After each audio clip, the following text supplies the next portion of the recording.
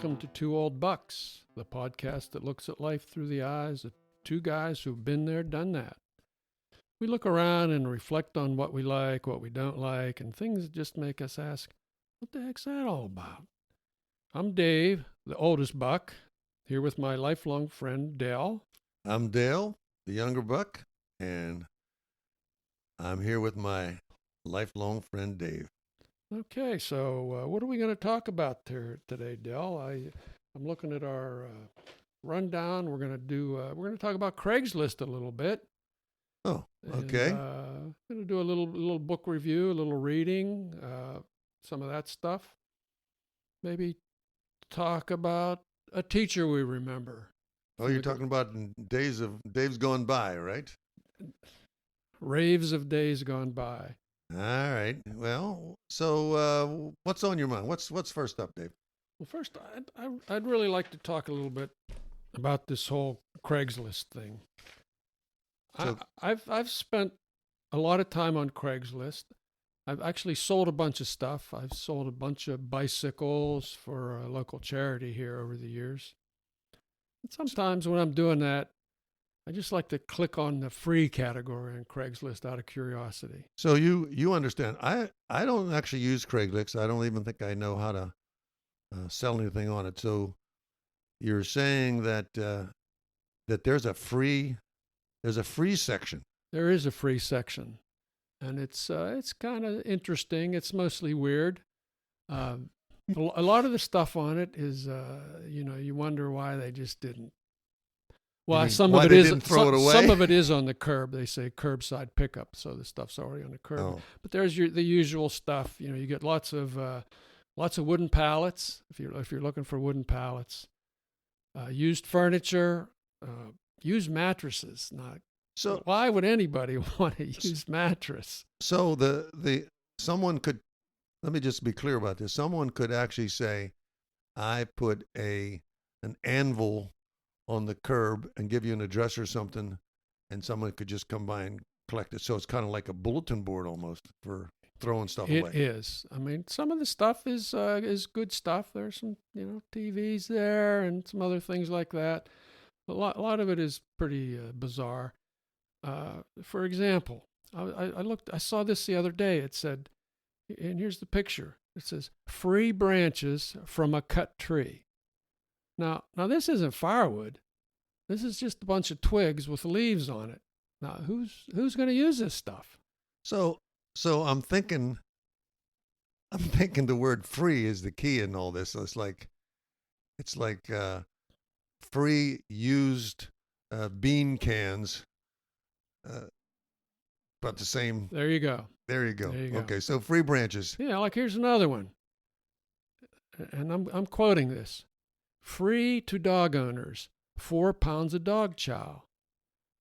Now, the thing that goes through my mind is, do you need proof of ownership? Do you have to bring the dog with you to get the dog chow? I mean, they're kind of being discriminating here. Why are they giving the dog chow away anyhow? Well, we don't know. That might be a bad story. That might be a dark story. So theoretically, I could go there and get it even though I don't have a dog. Well, that's the question that goes through my mind. I don't know why. But it says free. But it's free. So I'm tempted. Okay. What else do you see? What else did you see out there? I mean, here's another one. It just was kind of extra bizarre. And I'm quoting this. It said, free 99 Dodge rear seat. And there's the picture of it. It's a 99. It's a back seat from a car.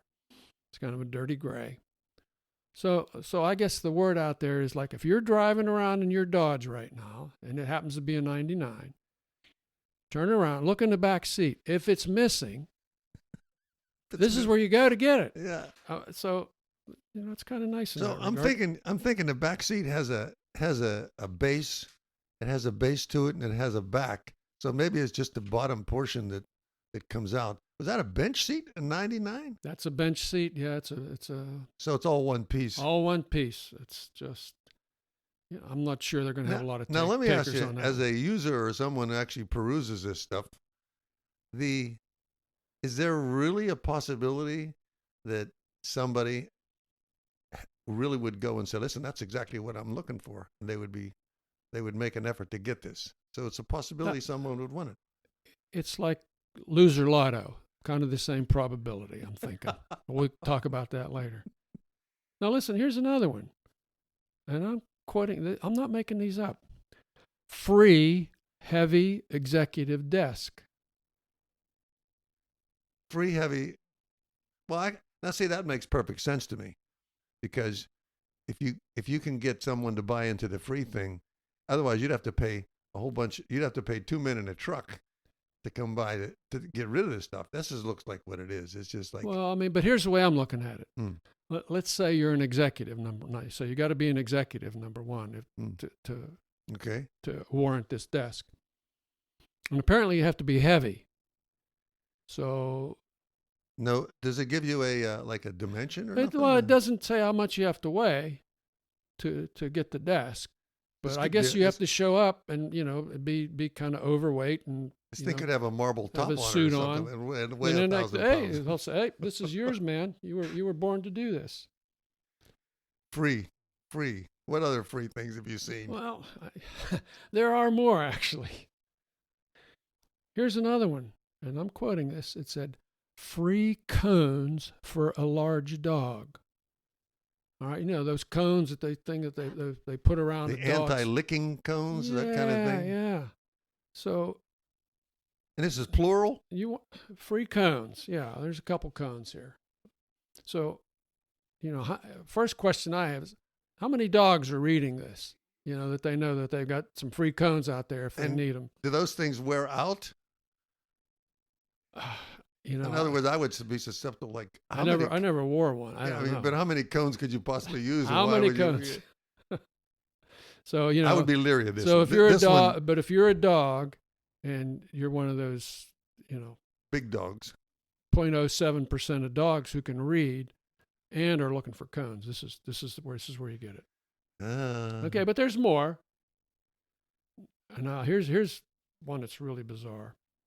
And I'm quoting this again today. No, it's today only. I'm saying today only. I'm wondering today only. Okay. Open boxes of exam gloves. And here's the picture. There's 4 boxes. One's in a detergent box. One's in looks like a shoe box. And these are exam gloves, like rubber gloves.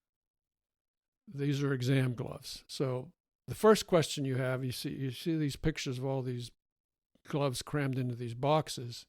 Oh, these things are loose. They're loose. Yeah. They're just loose, like somebody grabbed a handful out of a hospital. So you wonder, and like, want to get rid of them. Are these new gloves or are these used exam gloves? So in a case like this, we are thinking about the logic or the mental capacity of the person that went to the trouble to even put this there to get rid of it. Well, you could say that. I'm not going to say that. Okay. All right. Well, all right. But this is free. Remember the key word is free. I'll give them your home phone number. Keyword is free. Okay, we're getting close to the end here. Okay, all right. I'm glad we're getting near the end. Thanks for your encouragement. Here's another one. Free church steeple. And there's the picture. It's a real authentic church. It's a beautiful white church, and it's got this huge steeple coming out from the roof. It's on top of the church. So I don't know how you get that one. How do you do that? Well, obviously, somebody wants that taken down, and by making it free, they're gonna kill 2 birds with 1 stone. First, get rid of their steeple, and not have to pay somebody. Well, you wonder if the church goes with it, though. Maybe church isn't. I don't know. Anyway, all right. Here's my last one. One. I know you're kind okay. of rolling Thank your goodness. eyes over Last it. one. So returning to the pet theme, here it is. Free. Cat litter jugs, empty. All right. Now there's a picture of 3 plastic jugs there. Now the bizarre thing is, I was mentioning this to a cycling buddy of mine the other day on a bike ride, and I was just really befuddled by the whole thing. And I thought, he'd laugh along with me, and he said, "Tidy cat?" And I said, "Well, actually, yeah, they were Tidy Cat." And he said, "Oh, my buddy has about 50 of those things." Now, I should have just changed the subject here, but I had to say it, what's he do with them? And he looked at me and he said, he put stuff in them. So sorry I asked, but It's interesting that you mentioned that one. I've seen those containers, and for people who cannot resist a container, that's a big like a 5-gallon kind of a container. So you could cut it open. You could. It's got a big lid on it. I saw them in a recycle bin one time. I said, boy, I wonder what you could do with those things. with 50 of them? Come on. Well, 50. I'm thinking if somebody wants to make a raft or a floating dock or All something. right. See, you're more creative than You could use those. All right. All right. But it's almost like a 5-gallon All bucket. right. Yeah, I need to think outside the lines a little bit more. All right. So anyway, moving right along. That's my episode on Craigslist. Thank you, Dave. I'm glad we're finished with the Craigslist options there today. So, what's on tap for the culture portion? Well, for Culture Club today, I'm going to talk about a little book. It's called Einstein's Dreams, and it's by Alan Lightman. First, let me tell you a little bit about the author. I think he's pretty much an amazing guy. He was born in 1948, so he qualifies as a buck. He's one of us, except he's a lot smarter than we are. How smart is he, you might ask? Well, he's a Phi Beta Kappa in physics from Princeton. Then he got a PhD in physics from Caltech and did some postdoctoral work in physics at Cornell. Okay. And then, there weren't enough Ivy League colleges that he covered, so he taught at Harvard for a while. And then he moved down the road to MIT. And at MIT, he holds a joint faculty position in science and humanities, teaching both physics and writing. Now, he's published numerous technical and non-technical papers. This was his first work of fiction. It was published in 1992, and it's been translated into over 30 languages. What made you even pick this up? Well, I picked this up probably sometime in the 90s. Oh, so you've had it for a while. I read a book review about it somewhere, and it intrigued me. I bought the book, really enjoyed it. I'm going to tell you a little bit about it shortly. But interestingly, a fellow that I worked with as a friend who is a physics professor at another university who knows Alan Lightman. So this fellow reached out, got a autographed copy of the book for me, and gave it to me as a gift. So that's why you still have the book, because it's a... Well, yeah. So I want to, first of all, shout out to Joe, the guy who got me the autographed copy of this. I really appreciate it. And I've bought several copies of these. I've given them to friends over the years. I might give one to you someday. You just never know. I'm curious to see what this is about. Well, I'm going to tell you what it's about. Now, it's a small book. It's like a 4x6 size book, not a big book, 177 pages. It's got 30 chapters in it each, so it's only 177 pages. So you do the math. No, you don't have to do the math. No, I don't have to we do don't the want you math doing 'cause that. We don't want you doing any math. The afternoon. Yeah. Okay. So each page is only, each chapter is only a few pages, and each chapter is a dream that Einstein might have had when he was working on his theory of relativity. All right. So it's a dream about time and how time can be interpreted or understood. I can tell you a time story. Okay. So anyway, so this was, that takes place in 1905. He's working at the patent office in Bern, Switzerland. And he's thinking about time, writing the relativity, and I'm going to read 2 of these chapters so you get an idea. It's a great book. I recommend you read it. Okay, here's the first chapter. It's dated 14 April, 1905. Suppose time is a circle, bending back on itself. The world repeats itself precisely, endlessly. For the most part, people do not know they will live their lives over. Traders do not know that they will make the same bargain again and again. Politicians do not know that they will shout from the same lectern an infinite number of times in the cycles of time. Parents treasure the first laugh from their child, as if they will not hear it again. Lovers making love the first time undress shyly, showing surprise at the supple thigh, the fragile nipple. How would they know that each secret glimpse, each touch, will be repeated again and again and again, exactly as before? On Marktgasse, it is the same. How could the shopkeepers know that each handmade sweater, each embroidered handkerchief, each chocolate candy, each intricate compass and watch will return to their stalls? At dusk, the shopkeepers go home to their families or drink beer in the taverns, calling happily to friends down the vaulted alleys, caressing each moment as an emerald on temporary consignment. How could they know that nothing is temporary, that all will happen again? No more than an ant crawling around the rim of a crystal chandelier knows that it will return to where it began. In the hospital on Gerberngasse, a woman says goodbye to her husband. He lies in bed and stares at her emptily. In the last 2 months, his cancer has spread from his throat to his liver, his pancreas, his brain. His 2 young children sit on one chair in the corner of the room, frightened to look at their father, his sunken cheeks the withered skin of an old man. The wife comes to the bed and kisses her husband softly on the forehead, whispers goodbye, and quickly leaves with the children. She is certain that this was the last kiss.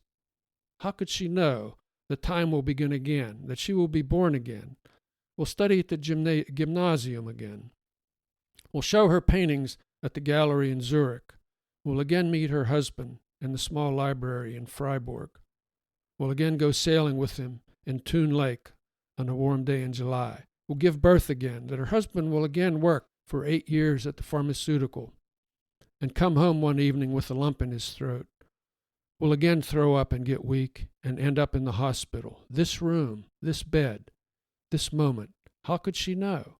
In the world in which time is a circle, every handshake, every kiss, every birth, every word will be repeated precisely. So, too, every moment the 2 friends stop becoming friends. Every time that a family is broken because of money, even every vicious remark in an argument between spouses, every opportunity denied because of a superior's jealousy, every promise not kept. And just as things will all be repeated in the future, all things now happening happened 1,000,000 times before. Some few people in every town, in their dreams, are vaguely aware that all has occurred in the past. These are the people with unhappy lives, and they sense that their misjudgments and wrong deeds and bad luck have all taken place in a previous loop of time. In the dead of night, these cursed citizens wrestle with their bedsheets, unable to rest, stricken with the knowledge that they cannot change a single action, a single gesture. Their mistakes will be repeated precisely in this life as in the life before. And it is these double unfortunates who give the only sign that time is a circle. For in each town, late at night, the vacant streets and balconies fill up with their moans. That's the first. Interesting. That's the first chapter. Is there an index of the names of the chapters? There is not, actually. So it's the theme that you just read is throughout the book. Well, again, the theme is time. This is a world that's different than our world, and that time repeats itself, but people don't know that. Well, you and I can look back at that. We've run into each other over time. Who knows? We may be in that world. That's right. We may be one of the ones who don't know it. I mean, that's kind I'm sure you've forgiven me for many things many times. All right, let me read another chapter. I'll just read one more chapter because I think these are pretty good. This one's dated 26 April 1905. In this world, it is instantly obvious that something is odd. No houses can be seen in the valley or plains. Everyone lives in the mountains. At some point in the past, scientists discovered that time flows more slowly the farther from the center of the earth. The effect is minuscule, but it can be measured with extremely sensitive instruments. Once the phenomenon was known, few people anxious to stay young, moved to the mountains. Now all houses are built on Dome, the Matterhorn, Monte Rosa, and other high ground. It is impossible to sell living quarters elsewhere. Many are not content simply to locate their homes on a mountain. To get maximum effect, they have constructed their houses on stilts. The mountain tops all over the world are nested with such houses, which from a distance look like a flock of fat birds squatting on skinny legs. People most eager to live longest have built their houses on the highest stilts. Indeed, some of the houses rise a half-mile high from their spindly wooden legs. Height has become status.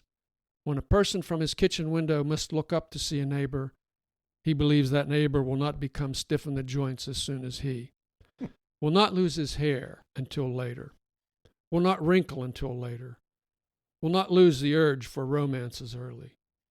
Likewise, a person looking down on another house tends to dismiss its occupants as spent, weak, and short-sighted. Some boast that they have lived their whole lives high up, that they were born in the highest house on the highest mountain peak and have never descended. They celebrate their youth in their mirrors and walk naked on their balconies. Now and then, some urgent business forces people to come down from their houses, and they do so with haste, hurrying down their tall ladders to the ground, running to another ladder to the valley below, completing their transactions and then returning as quickly as possible to their houses or to other high places. They know that with each downward step, time passes just a little bit faster and they age a little more quickly. People at ground level never sit. They run while carrying their briefcases or groceries. The small number of residents in each city have stopped caring whether they age a few seconds faster than their neighbors. These adventuresome souls come down to the lower world for days at a time, lounge under the trees that grow in the valleys, swim leisurely in the lakes, and lie at warmer altitudes, roll on level ground. They hardly look at their watches and cannot tell you if it is Monday or Thursday. When the others rush by them and scoff, they just smile. In time, people have forgotten the reason why higher is better. Nonetheless, they continue to live on the mountains, to avoid sunken regions as much as they can, to teach their children to shun other children from low elevations. They tolerate the cold of the mountains by habit, enjoy the discomfort as part of their breeding. They have even convinced themselves that thin air is good for their bodies, and following that logic have gone on spare diets, refusing all but the most gossamer food. At length, the populace have become thin like the air, bony, old before their time. Very interesting. Yeah, I mean, I think so. Each chapter has some unique perspective on time. Yes, time and life and reflections on what the world might be. And of course, every chapter is a little bit about the way our world really is. Oh. So I just think it's a fascinating collection. And again, the name is Einstein's Dreams? It's Einstein's Dreams by Alan Lightman. You know, that was really interesting. I've always been fascinated with time things myself. I certainly like a good watch. In fact, you know, wristwatches are for certain occasions. But here's a time story I think you might find interesting. And this is true. I once worked with a lady whose office was arranged by her superior. And she was timid to the extent that she couldn't hardly change anything in the office to make it easier for her to move around in. So one day I was talking to her and she was struggling to see the clock on the wall. And I said, what are you trying to do? She said, I'm trying to look at the clock over there. I said, well, you can't see it from that spot. She said, oh, but I can't do anything about it. This is the way my boss put all this stuff, and if I move anything, I'm going to hear about it. I said, well, I'll tell you what. I said, I'll move the clock so that you can see it, and I'll take the responsibility for whatever happens. He said, you sure you want to do that? I said, yeah, I'm not afraid. I'll go ahead and do it. So I took the clock from one wall and then I put it across from her so she could just simply look up and see the time. Very nice of you. And she said, "Oh, thank you very much." She said, "Hope we don't get in any trouble." And I said to her, I said, "If anybody asks you what happened, why is the clock on that wall? You just tell them time flies." Time flies. Here I was thinking, there we are, chapter 31 of the book. But that's a true story. Speaking of time flying. Time flying. Time is flying in our little podcast here today. And believe it or not, what? We got a letter. Uh-oh. Letters from afar. This was our first letter. Let me read it to you, and we can talk about it. This comes from Chad in St. Paul, Minnesota. Dear Bucks, I see from your podcast logo that you dress alike. Sometimes you even sound alike. Mm. Do you ever get confused as to who is Dale and who is Dave? We don't, but others do. Although there's some clear similarities, I gotta agree. Don't you think? Well, yeah. I mean, we are similar in many ways. Well, we're similar in many ways. Same height, I think, right? We are the same height. We got the same initials. Same initials. We went to school together. Or? We grew up in the same town. We live in the same town. We played sports together. Yeah. We dated the same girls together. Yeah. Not at the same time. Not or at maybe the at the same yeah. time, but no threesomes or anything like that. So we really have a lot of things in. Yeah, I mean, common. You recall. I mean, you lost a kidney in high school, and then I lost like half a kidney 14 years later. I did find that kidney. They gave it back to me. It was in a jar. I know you showed it. Yeah, you carried that around with pride for a while. Long time. Yeah. Everybody wanted to throw up. Anyhow, yeah, it's true. And you lost a kidney or a portion of it. Something else I was thinking. We both married immigrants. We both married. Yes.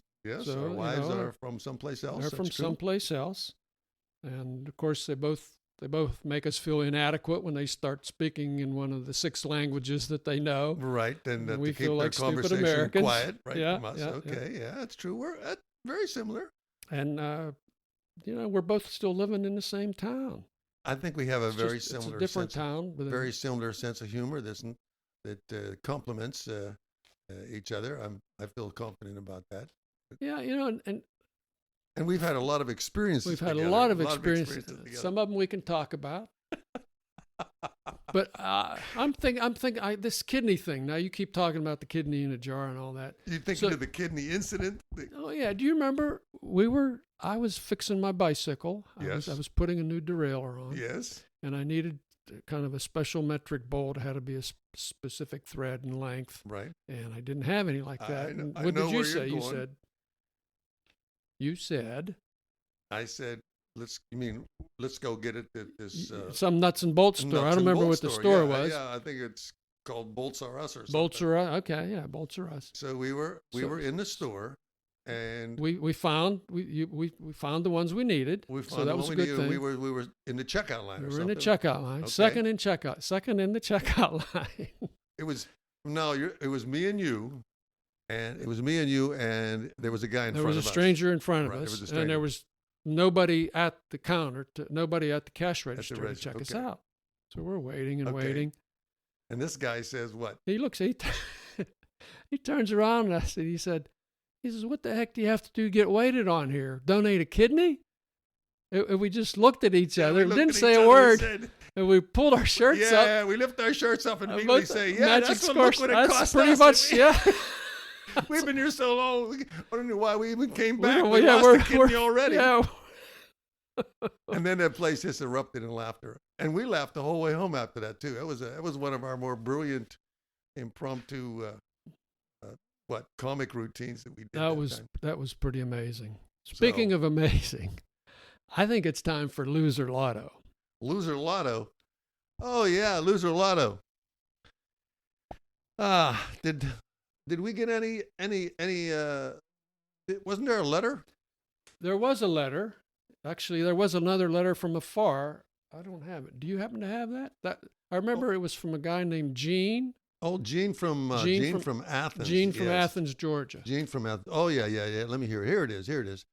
Here we go. Dear old Bucks, I play Loser Lotto, and I admit it is easy to pick the numbers as well as eliminate the guilt of losing. However, the S is not as clear as I would like. And of course, I won some money on that ticket. Does this void the guarantee? Well, I got to tell people that use Loser Lotto, our system of picking the numbers involves making the letters L, O, S, and E, and then Lotto, L-O-T-T-O. And those letters form very easily. You can hold the ticket up and see that. So clearly, Gene was not being very careful with the S, and it doesn't come out that clear. So it doesn't break the guarantee for mistakes. And people who attempt to use other letters or other shapes other than lose lotto, your ticket should always say lose lotto. So I'm going to say, Gene, to keep trying and stick with the S as it comes out and keep playing lose lotto, and he probably will lose instead of win. And he should pay better attention to your he clear... needs to pay better attention to our instructions. Lose lotto clearly... Don't say there are instructions. Right. You make one little mistake. I have one no little idea what you're mistake in saying. the system, and somebody wins all this money, and then they get mad because we guarantee that they would lose. In the future, if you really, really have a guilt feeling about Loser Lotto, we'll come up with a way to help you share your luck. Now you're talking my talk here, buddy. Otherwise, Loser Lotto has been, I think, is starting to catch on. And in the future, I'm going to actually give you some specific numbers to start with so that you can see these patterns as they move around. And you'll hold that ticket up nicely, and you'll say, look, I'm going to lose this lotto. So you're not... And then you pay your money and you lose. So you're not going to break down and give them some numbers today. I could give you some numbers. Actually, I thought you had some numbers ready to go. I do have some numbers today, as a matter of fact. All right. Listen up now, folks. Get your pencils out. I'm thinking today we can start out like with the L. We can start out with the 18 and then go down to 25, 32, 39, then 40 and 41. And you'll see that forms a nice L. That's a nice L. There you go. Now, when you do the lotto portion, when you make another L, you just want to move over to, say, the 16 and then repeat that. Same way with the O. Let's start out today with the 10. And then it's going to be 10, 16, 18, 22, 29, and 31. And then, of course, the O will move throughout the pattern too. So carry on with that sequence. There's 2. And very quickly, you'll have picked your numbers. You can go and play, and you'll lose like the rest of us. I've played many times. I've lost every one of them. So that's why I'm advocating this system. So that's Loser Lotto for today. Next week, next time. Okay. We'll talk. So that's Loser Lotto for today. And actually, that's the show for today, folks. So we've got more episodes to come. Remember to rate us when you go onto our website, whenever our website is actually up and running. But we have an email address, don't we? But we do have an email address. Good that you mentioned that. And what is that? Our email address is buckstwoold@gmail.com. That's buckstwoold@gmail.com. And with that, then I am Del, and you are... I am still Dave. And you are still Dave. And we'll have some exciting things to talk about next episode. But until then... Adios. Adios from the Bucks.